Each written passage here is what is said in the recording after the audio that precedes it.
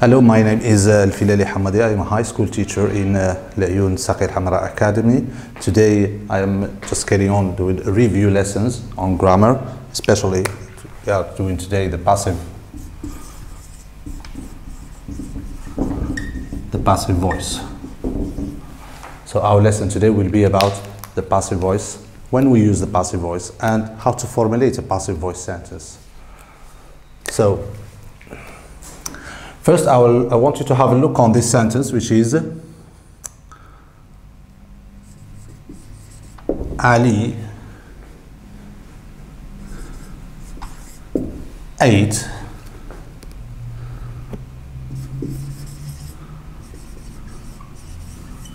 the meal. Ali ate the meal. Let's ask a question here. Who ate the meal? So it's Ali. So Ali here is the doer, the performer, or as you want to call it, the subject of this sentence. And we have the verb ate. And let's ask a question here. What did Ali eat? So Ali eat the meal. So the meal here is the object which received the action. So we have Ali ate the meal. So this, we call it an active voice. So this is our active voice sentence. It's an active voice sentence because the doer is active. We know who did the action. So that's the most common sentences that we use are mostly an active voice. So we want now to change this sentence to the passive voice sentence. So the passive voice sentence, we start with the meal. So was eaten. So the meal was eaten. If you notice, we started with the object. And our verb here is formulated of to be and the past participle. So the meal was eaten. If we want to mention the subject, we will say by Ali. So the meal was eaten by Ali. So this is the passive voice, a passive voice sentence. So when do we use the passive voice? So normally we need the passive voice if we want to emphasize the object. So here we start with the meal. So your emphasis is on the meal which received the action of eating. On the other hand, when we were talking about the active voice, the emphasis was on Ali. So here we use the passive voice first when we want to emphasize on the object, or we use the passive voice when we don't know the subject, we don't know the doer. Imagine that we just found the meal eaten, we don't know who ate it. So we say the meal was eaten because we don't know who did the action. In that case, you use the passive voice. It's very useful in your writing, it's very useful in when you speak to people. You need to change your sentences and use various forms, because it won't be boring. So imagine you're writing, he went, he left, he drew, he flew, he did that. So that would be very boring. So you need to change the structure of your sentences. And one way to change the structure is to use the passive voice. So this is the first thing we know about the passive voice. So it always starts with the object plus to be and the past participle. Good. So when we use the passive voice, we need to bear in mind that we have to know or to have a good idea about tenses. So we have to know how to put verbs in tenses, because that's very, very important in the passive voice. So if you want to put the passive voice in the present, for example, as I said, it's formulated of verb to be. So we use the verb to be in the present. If we want to use the passive sentence in the past, verb to be must be in the past. If we want it in the future, verb to be must be in the future. So let's write here some sentences and we will try to formulate the passive voice together. I will write, for example,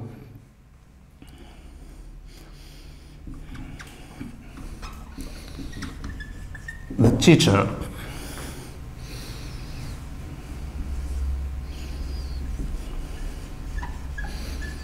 explains the lessons twice. So the lesson, we want to put this sentence into the passive voice. So here, as I said, the teacher is the subject, and we have the verb and the object. And here we have the object. What do we need? We need to put the verb to be. In which tense? In the same tense in which was the verb when it was active. So the verb here was in the simple present. So the verb to be should be in the simple present. So we say the lesson is. The lesson is. And the verb should be changed into the third form or the past participle form, which is the verb, the lesson is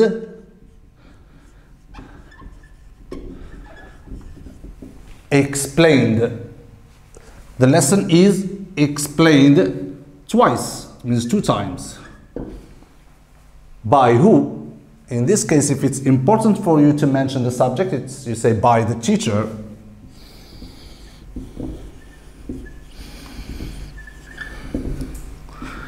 And if the subject is not important to you, it's optional. You can use it or you cannot use it. It doesn't affect the meaning. So here we notice that the verb is in the present, verb to be should be in the simple present and explain. So another sentence.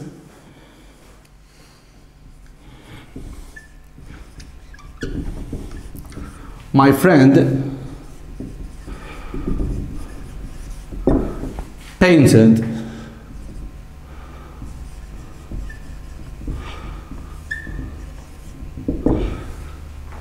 a beautiful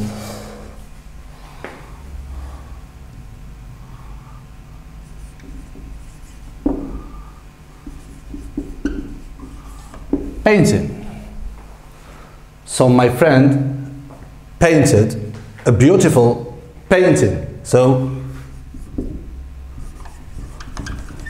of course our object is a beautiful painting. So this is our object. So we want to put the sentence in the passive voice. What did I say before? That we use the verb to be. In which tense? In the same tense of the verb. So here the verb is the simple past, verb to be should be in the simple past. So a beautiful painting was, and we keep the verb in the past participle was painted. Teacher, why we kept the same verb here? Here because the simple past, this is a regular verb, and the simple past of regular verb is the same as the past participle. When the verb is irregular, be careful, it changes. So you have to check the list on the back of your books. Let's look at this sentence here. I will send the email tomorrow. I will send the email tomorrow. If we want to change this sentence to the passive voice, we start with the email, it's the object, and we will say will be, the email will be, that's the verb to be in the future, because we have the verb here in the future. The email will be sent. So notice that send, let's change it to sent. That's the past participle form of the verb sent. So the email will be sent tomorrow. So if you want to mention the subject, you say by I. No, that's not correct. So it's by me. So we change this. If we have the subject as a pronoun, we should change it from the subject pronoun to an object pronoun. We say I, it will be by me. You, it will be by you. If we have he, it will be by him. If we have she, by her. It, by it. If we have we, by us. You, by you. And if it's they, by them. That's very important. If you have to as I said before, it's optional, because the doer here is not important to our meaning. So let's continue with other tenses.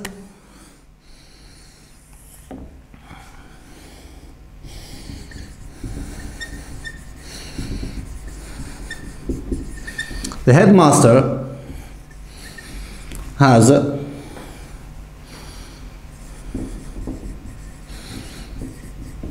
announced the results, the final results.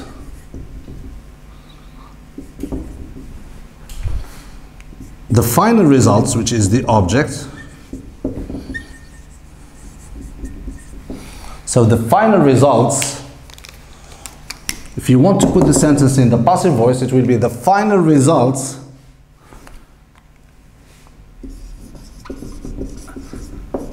have been. So this is the verb to be in the past in the present perfect. So here we have has announced. So the final results have been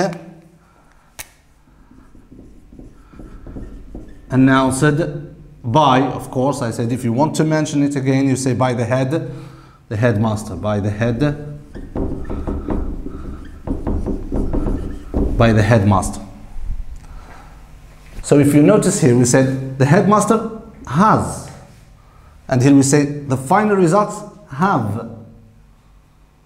So here, because the subject is singular, so singular we say has, I have, you have, he has, she has. But the final results is a plural. So we say have. We cannot say the final results has. We say the final results have. Let's go back here. Imagine if I put here the lessons. The lessons, I make it plural. You should say the lessons are. If I say here beautiful paintings, you should say beautiful paintings were. So it's the object who decides. If the object is plural, you put the verb to be in the singular, in the plural form. If it's singular, you put the verb to be in the singular form. So pay attention to this detail. And we have another example. I will use it, which is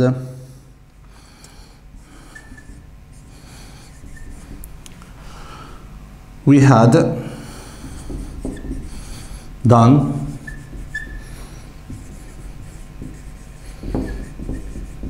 our homework nice and easy. So our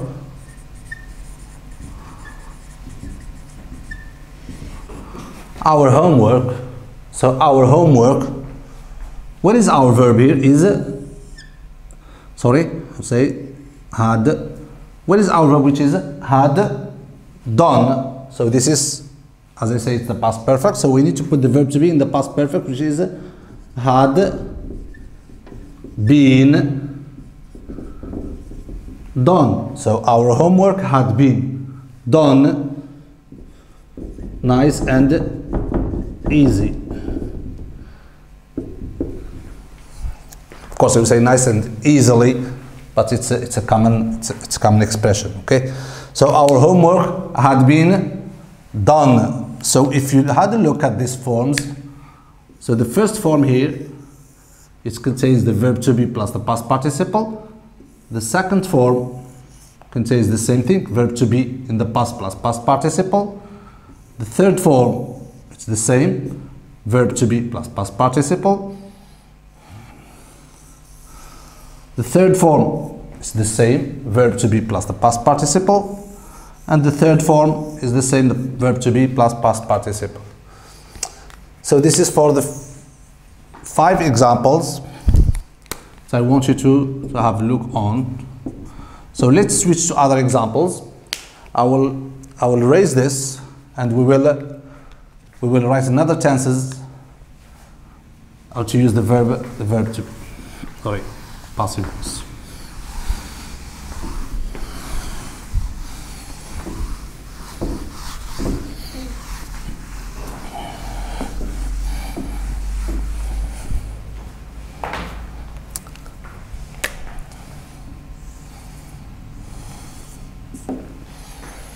So I will write here another sentence which is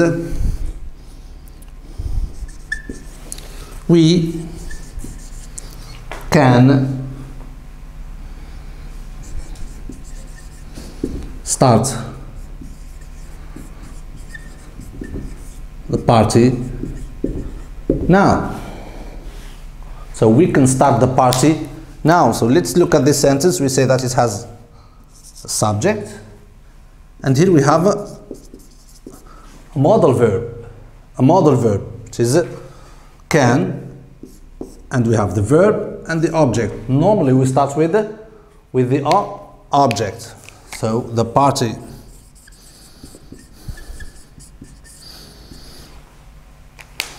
So when we have a modal verb, of course, modal verbs I'll remind you, which is can, must, may, might, have to, has to, ought to, should, will, would. All these are modal verbs. So when we have them in the sentence, we keep, if we want to switch the sentence to the passive voice, the party can, so that means we keep the same modal verb plus be. So the modal can be, and this verb should be changed to the past participle. So started. So the party can be started now. Of course, I always say, if you want to mention, but here we have a subject pronoun, which is by, it will be by us. By us. So we can start the party can be started by us. So imagine we must start the party, this party must be started.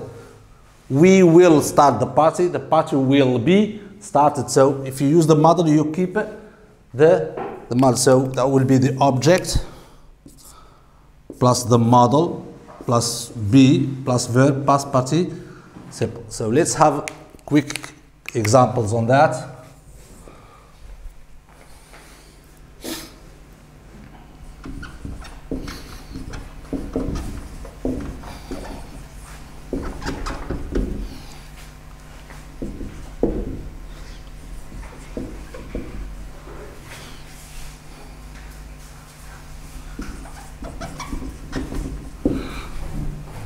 So the match may end in a few seconds. The match may end in a few seconds. Can you put that in the passive voice? I'll give you a few minutes to think about it, so I'll go back to it.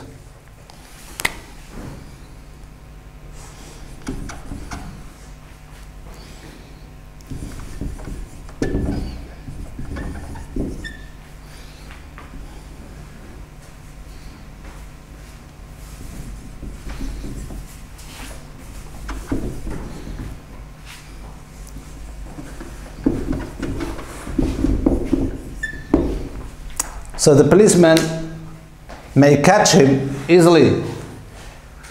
The policeman may catch him easily. So here we have the subject, of course, the modal verb, and here we have he. So if you want to put this to the passive voice, this object, which is a pronoun, it's an object pronoun. If we change it to subject pronoun, that means he, of course, may say model, be caught easily. So he may be caught easily. So let's, of course, by the policeman if it's important to you. For me, I always say it's optional. So let's go to ours. Did you find an answer for this? I'm sure that you find it a little bit confusing because you will not put it in the passive voice because it's impossible. Here we have the match may end, but we don't have the object. So some verbs they don't need the object, so we don't put them in the passive voice. For example, the bird fly. You cannot put it in the passive voice. So now because of time I'll do quick revision. I'll write it. As I said, that we have when we have a subject, the verb and object, we want to change it to the passive voice. It's the object, and that can be is, or are when the verb to be when we want to put it in the present, was or were the past, have, has been as present perfect, had been past perfect, is, are, being. That if we have the verb in the present continuous, was or were, being, if we have the verb in the past continuous. So this is the verb to be plus the verb past participle, of course by the subject. So if we have subject plus model plus verb plus object, so the model can be can, must, may, will or would, of course can or could, etc. So our sentence should be, for example, the lesson can be written. So plus the verb past participle. So this is a quick summary to the rule of the passive voice. So let me switch quickly to, we will do few examples here quickly before we end the time. So I'll write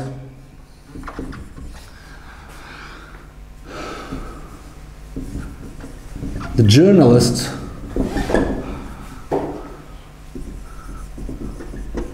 reported the news. So the news, the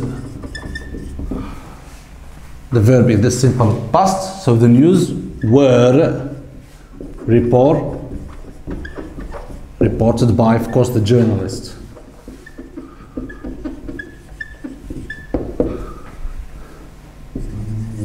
We are playing chess. So chess, the verb is are playing, so here we have the present continuous. Chess is being. Chess is being played, of course, by us. So this is what I can say about the passive voice quickly because of the time. I could have said more. So we have two main structures here. The first structure is subject verb object. With our sense, the active voice is a subject verb object. We need to use the object, and if you want to continue your answer, put the verb to be in the same tense in which the verb was put when what was active. So present, verb to be present. If it's past, verb to be past. If it's future, the verb to be should be in the future, plus the verb should be switched to the past participle. The second structure is when we have the subject and we have a modal verb in the sentence. So subject, modal plus verb plus object. The object should be followed by the same modal, keep the same modal when it was active, plus the verb to be, because we never conjugate the verb after the modal. So can be, may be, must be, should be, will be, would be, etc. And your verb should be past participle. That's it for now, and thank you very much. I hope we can meet another time.